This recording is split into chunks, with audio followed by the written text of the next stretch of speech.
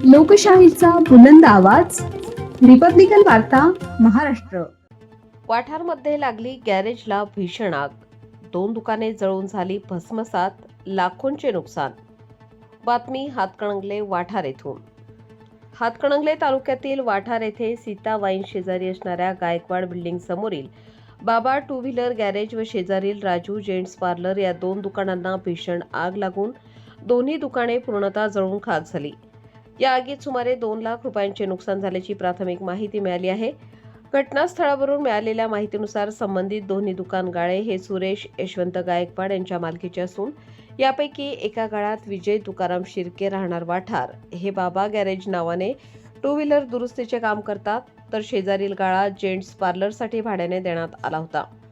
सकाळी सुमारे 8:30 वाजण्याच्या सुमारास सुरेश गायकवाड यांनी गाळ्यालगत पडलेला कचरा व ऑइलमध्ये खराब झालेली कापडे एकत्र करून जाळत असताना अचानक आग भडकली.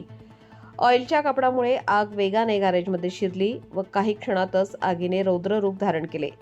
या आगीत गॅरेजमध्ये दुरुस्तीसाठी ठेवलेली एक दुचाकी, ऑइल कॅन, स्पेअर पार्ट्स व इतर साहित्य जळून खाक झाले.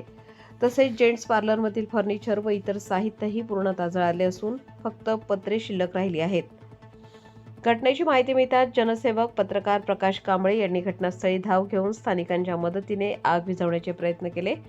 यावेळी विजय शिर्के, अथर्व शिर्के, दत्तात्रय शिर्के, गणेश कुंभार, दादा सोदबडे, योगेश दबडे, गणेश क्षीरसागर, दत्ता कांबळे व अतुल देसाई यांनीही तत्पर मदत केली.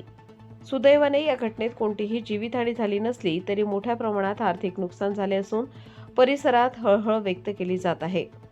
रिपब्लिकन वार्ता महाराष्ट्र न्यूजसाठी जिल्हा प्रतिनिधी किशोर जासूद, कोल्हापूर.